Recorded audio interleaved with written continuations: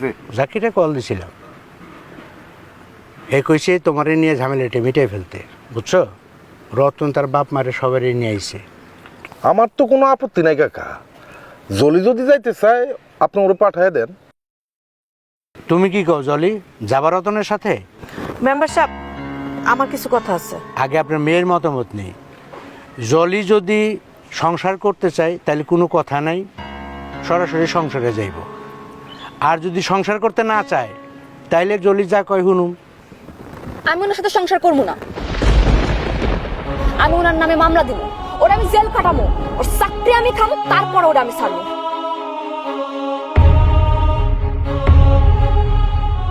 অতি উত্তম সিদ্ধান্ত। এই সিদ্ধান্তটা কি তোমার না তোমার মায়ের? এটা একদমই আমার সিদ্ধান্ত। আচ্ছা, কি কারণে তুমি রতনরে ডিভোর্স দিবা, ওর নামে মামলা করবা? কারণটা কি? কি অপরাধ তার? মেম্বার, আমার ছেলের অপরাধ, আমার ছেলে কোনো ঘুষ খায় না। সুফি সাহেবের ছেলে ঘুষ খায় না, সবই খায়, কিন্তু আমার মায়েরা ঠকায়। আপনার কথা আমি পরিষ্কার বুঝতে পারছি, আর একটা কথা বলবেন না। দেখো মা, তোমার স্বামী একজন সৎ পুলিশ অফিসার, তাকে নিয়ে তোমার গর্ব করা উচিত। আর তাকে তুমি ঘুষ খেতে বলতেছো? আমি কোনোদিন তারা ঘুষ খাইতে কই নাই, আমার নামে মিথ্যা অভিযোগ দিছে। ঠিক আছে, মিথ্যে অভিযোগ দিছে, এখন তো সে তার ভুল বুঝতে পারছে। এখন তুমি যাও, তার সাথে সংসার করতে চলে যাও। না, আমি তার সাথে যাবো না। আমি যে তার স্ত্রী সে কথা তার মনেই থাকে না। আমার কোনো কথা সে শুনে, পরিবার সব কথা চলে তো তার মায়ের কথায়। মা গো, ঠিক আছে, এখন থেকে তোমার সব কথা শুনবো। চলো, নিজের সংসারে চলো। তার বেতনের সব টাকা সব তো তার বাপের কাছে দিয়ে রাখে, আমার কাছে দেয় একটু টাকা হাত খরচের লেগা। আচ্ছা ঠিক আছে মা, এখন থেকে সমস্ত টাকা তোমার অ্যাকাউন্টে দিবে। আমার ভালো একটা মোবাইল নাই, ভালো দুটো শাড়ি নাই, মন যখন যারা চায় কিছু একটা দিতে, আমি দিতে পারি না। আমার লজ্জা লাগে মানুষ সামনে যাইতে। চিন্তা করছেন কাকা, একটা দারোগার বইয়ের জীবন কি এইভাবে চলতে পারে? তাও তো জলি বলে অনেকদিন টিকছে। গাউস, তুমি থামো। আচ্ছা জলি, এইসব কারণে কি তুমি তোমার হাজবেন্ডকে ডিভোর্স দিবা? শুধু ডিভোর্স দিতে চাইতেছি না, তার নামে মামলা দিব আমি। তোমার স্বামীর চাকরি গেলে তুমি কি খুব খুশি হইবা? কোনো ক্রমে কি তুমি তার সংসার করবা না? যাওয়া যায় এক শর্তে, তার বেতনের সম্পূর্ণ টাকা আমার হাতে দিতে হইব। কোন দুঃখে আমি আমার বেতনের টাকা সব তোমার হাতে তুলে এলাম? আমি কি জুয়ারি? আমি কি মদরি? না আমি নেশাখোর? মেম্বার কাকা, ওর সব কথা শোনা যাবে না। প্রেম করে বিয়ে করছি তার মানে এই না সে যত কথা কইবো, যত অন্যায় আবদার করবো সবাই মেনে নেবো। এটাই কি তোমার সিদ্ধান্ত জলি?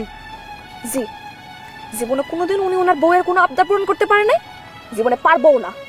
রাখুন, তোমার শেষ আবদারটা আমি রাখুন। তুমি চাইছিলা না আমি তোমারে ডিভোর্স দেই? আমি তোমারে ডিভোর্স দিব। তাতে করে তোমার মামলা করতে সুবিধা হইব। সবার মতের বিরুদ্ধে যে ভালোবাসে তোমার বিয়ে করছিলাম না, তার প্রতিদান তো আমাকে দিতে হইব। তোমার ভালোবাসছি না, আমি ভালোবেসে বিয়ে করছিলাম তো। তুমি কি মনে করো তোমার স্বামী যদি তোমার পাশে না থাকে, এখন যে গুরুত্বটা তুমি পাচ্ছ এই সংসারে সবার কাছে, সেই গুরুত্ব তুমি পাবে? কোনোদিনই পাবে না। তোমার স্বামী একটা ভালো চাকরি করে, ভালো একটা অবস্থানে আছে বিদায় তোমাকে সবাই সমীহ করে, আদর করে। তোমার স্বামীর সাথে তোমার ডিভোর্সটা হয়ে যায়, তোমার মা তোমাকে কোটা দেবে। তোমার দুলাভাই তোমার একটু খবরও নিবে না। তাছাড়া পাড়া প্রতিবেশী তোমাকে ধিক্কার দিবে, এমন একটা ছেলের সাথে তুমি সংসার করতে পারলে না। তোমার শ্বশুর শাশুড়ি তোমাকে অনেক ভালোবাসে, তোমার জন্য আমার কাছে এসে কান্নাকাটি করতেছে। এখন তুমি কি করবা তুমি ভেবে বলো।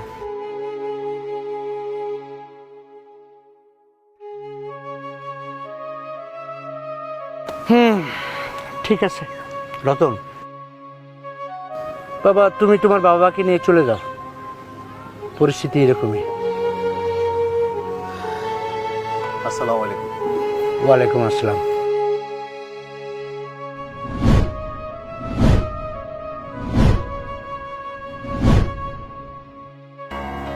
আম্মা,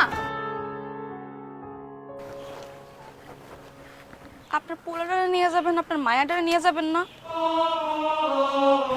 আম্মা, আম্মা আপনি আমার মাফ করে দেন আম্মা মানে আব্বা আব্বা আমি এত বড় একটা ভুল করলাম। আমি কিছু মানুষের প্ররোচনায় আমার সৎ স্বামীটা আমি এত ভুল বুঝলাম, ভুল অপবাদ দিলাম। আপনারা আমার ক্ষমা করে দিয়েন।